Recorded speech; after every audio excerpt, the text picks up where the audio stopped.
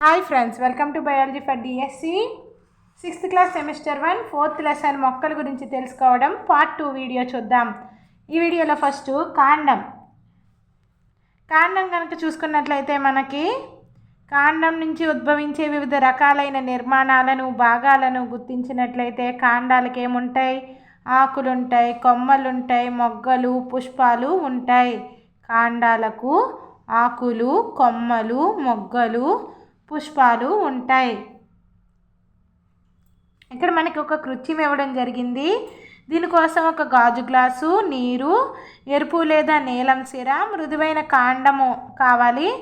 గాజు గ్లాసులో 1/3 నీటితో నింపి నీటిలో కొన్ని ఎరుపు లేదా నీలం సిర చుక్కలని కలపాలి. కాండం అడుగు భాగాన్ని కత్తిరించి పటంలో చూపిన విధంగా గాజు గ్లాసులో ఉంచాలి. ఇక్కడ మనం పటంలో చూపిన విధంగా ఇలా గాజు గ్లాసులో ఉంచాలి. ఇప్పుడు ఏమవుతుంది? కాండంలో రంగు పైకి వెళ్ళడాన్ని మనం గమనించవచ్చు. దానిని ఎక్కువ కాలం ఉంచితే ఆ రంగు ఆకుల ఈనెల వరకు కనిపిస్తుంది. దీని ఆధారంగా మనకి ఏమర్థమవుతుంది? కాండము నీటిని పైకి తరలించడంలో సహాయపడుతుంది. కాండం యొక్క విధి ఏమిటి? కాండము నీటిని పైకి తరలించడంలో సహాయపడుతుందని మనం చూడవచ్చు. నీరు, ఖనిజ లవణాలు ఆకులకు, కాండానికి అతికిబడి ఉన్న ఇతర మొక్క భాగాలకి వెళ్తాయి. నీరు, ఖనిజ లవణాలు ఆకులకు, కాండానికి అతకబడి ఉన్న ఇతర మొక్క భాగాలకి వెళ్తాయి. ఇక్కడ మనం పటంలో చూడొచ్చు. కాండంలో నీరు పైకి వెళ్ళుట మరియు ఆకులని చేరడాన్ని మనం చూడొచ్చు. కాండం చివరి భాగాన్ని విస్తరించి చూపే దృశ్యం ఇది. నెక్స్ట్ ఆకుని గురించి చూద్దాం. ఆకులన్నీ ఒకే పరిమాణంలోనూ, ఆకారంలోనూ, రంగులలోనూ ఉంటాయి అంటే ఉండవు. ఆకులు కాండానికి ఎలా అతుకబడతాయి? కాండానికి అంటుకుని ఉన్న ఆకు భాగాన్ని పత్రవృంతం అంటారు. కాండానికి అతుకుబడి ఉన్న ఆకు భాగాన్ని ఏమంటారు? పత్రవృంతం అంటారు. వెడల్పైన పచ్చటి ఆకు భాగాన్ని పత్రదళం అని అంటారు. ఇక్కడ చూడొచ్చు మనం పటంలో ఆ పత్రము లేదా ఆకు యొక్క పటాన్ని కనుక చూసినట్లయితే మనం ఏమనుకున్నాం? పత్రవృంతం అంటే ఏమనుకున్నాం? కాండానికి ఆకు యొక్క భాగాన్ని అతకబడి ఉండే ఆకు భాగాన్నే, కాండానికి అంటుకుని ఉన్నటువంటి ఆకు భాగాన్నే పత్రవృంతం అని అంటారు. వెడల్పైన పచ్చని ఆకు భాగాన్ని పత్రదళం అని అంటారు. ఇది పత్రదళం అన్నమాట. ఆకు అచ్చు లేదా ముద్రని తీసుకొని దాని గురించి బాగా తెలుసుకున్నట్లయితే మనకి కొన్ని విషయాలు తెలుస్తాయి.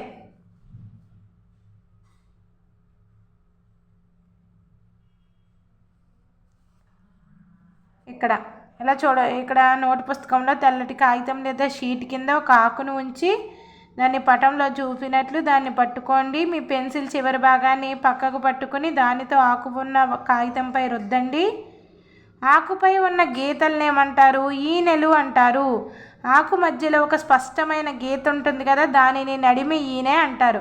ఒక ఆకులో ఈనెలతో చేయబడిన రూపురేఖను ఆకుల ఈనెల వ్యాపనం అంటారు. ఈనెలతో చేయబడిన రూపురేఖని డిజైన్ ఏమంటాము? ఆకుల ఈనెల వ్యాపనం అని అంటారు. ఆకుల ఈనెల వ్యాపనం అంటాం. ఈ రూపురేఖ 2 వైపులా వలలాగా ఉంటే అది జాలాకార ఈనెల వ్యాపనం. 2 వైపులా వలలాగా ఉంటే అది జాలాకార ఈనెల వ్యాపనం. నెక్స్ట్, గడ్డి ఆకులలో ఈనెలు ఒకదానికొకటి సమాంతరంగా ఉన్నట్లు మనం చూసి ఉండొచ్చు. అది సమాంతర ఈనెల వ్యాపనం. మొక్క నుండి ఆకులను తీసివేయకుండా వీలైనన్ని ఎక్కువ ఆకులతో ఈనెల వ్యాపనాన్ని గమనించవచ్చు. మనం ఇక్కడ చూడొచ్చు మనం పటంలో ఆకుల యొక్క ఈనెల వ్యాపనాన్ని. ఇదేంటిది? జాలాకార ఈనెల వ్యాపనం. ఇది సమాంతర ఈనెల వ్యాపనం, జాలాకార ఈనెల వ్యాపనం.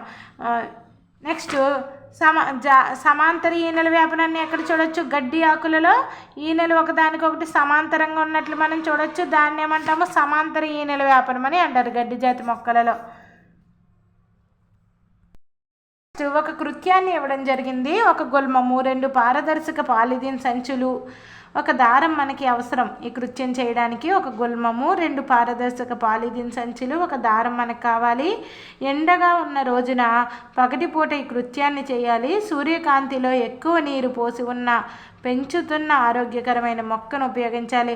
ఆకులు గల మొక్క కొమ్మని ఒక పాలిథిన్ సంచితో మూసి దాని మూతిని పటంలో చూపిన విధంగా కట్టాలి. మరొక ఖాళీ పాలిథిన్ సంచి మూతిని కట్టి దానిని కూడా ఎండలో ఉంచాలి.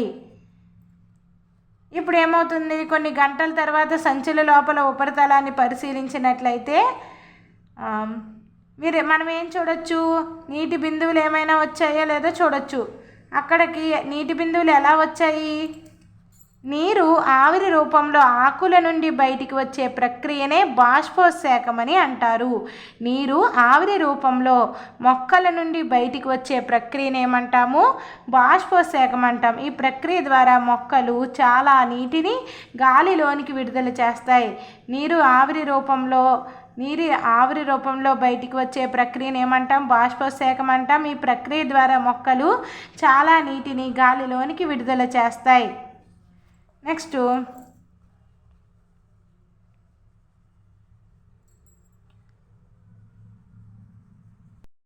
ఆకులు మరొక విధిని కూడా కలిగి ఉన్నాయి. దానిని గురించి మరొక కృత్యం అనేది ఇవ్వడం జరిగింది.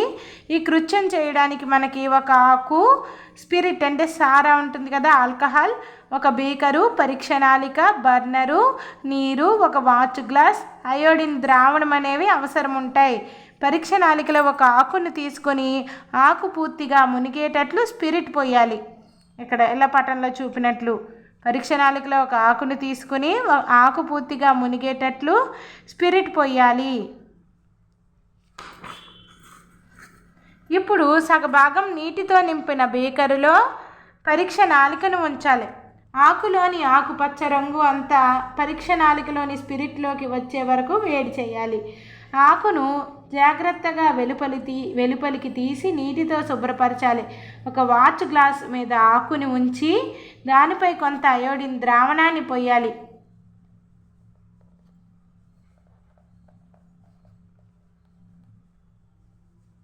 ఇక్కడ మనకి పటంలో చూసినట్లయితే ఏం గమనించవచ్చు, మనం ఆహారంలో వివిధ పోషకాల ఉనికిని గురించి అధ్యాయం 1లో మనం అధ్యయనం చేశాం కదా. దీని అర్థం ఏంటి? ఆకులో పిండి పదార్థం ఉంది.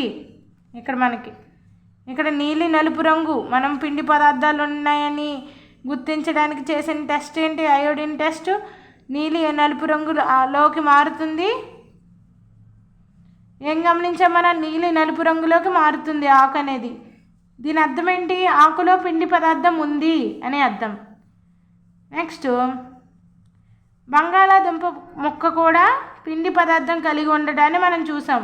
బంగాళాదుంప యొక్క పత్రాల నుండి పిండి పదార్థాన్ని పొంది దానిని నిల్వ చేస్తాయి. బంగాళాదుంపలు ఆకుల పత్రాల నుండి పిండి పదార్థాన్ని పొంది దాన్ని నిల్వ చేస్తాయి. ఆకులు సూర్యకాంతిలో వాటిలో గల ఆకుపచ్చ రంగు పదార్థం సమక్షంలో తమ ఆహారాన్ని తయారు చేసుకుంటాయి. దీనికోసం అవి నీరు, గాలి నుంచి కార్బన్ డైఆక్సైడ్ని కూడా ఉపయోగిస్తాయి. ఈ ప్రక్రియని కిరణజన్య సంయోగ క్రియ అంటాం. ఈ ప్రక్రియలో ఆక్సిజన్ విడుదలవుతుంది. కిరణజన్య సంయోగ క్రియలో విడుదలయ్యే వాయువు ఏంటి? ఆక్సిజన్. ఆకుల చేత తయారు చేయబడిన ఆహారము మొక్క యొక్క వివిధ భాగాలలో నిల్వ చేయబడుతుంది. ఆకుల చేత తయారు చేయబడిన ఆహారము మొక్క యొక్క వివిధ భాగాలలో నిల్వ చేయబడుతుంది. కాండం ఆకుకు నీటిని సరఫరా చేస్తుందని మనం చూసాం.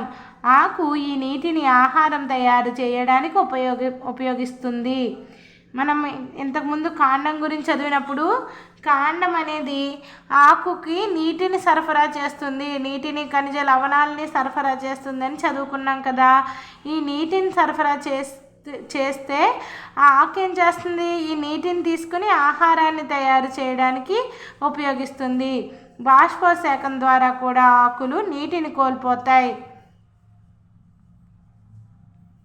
కాండం ఆకులు నీటిని ఎలా పొందుతాయి? అక్కడ వేర్ల పాత్ర వస్తుంది. అక్కడ కాండం ఆకులు నీటిని ఎలా పొందుతాయి అనే విషయంలో మరలా మనకి అక్కడ ఏంటి? వేర్ల యొక్క అవసరం ఉందన్నమాట.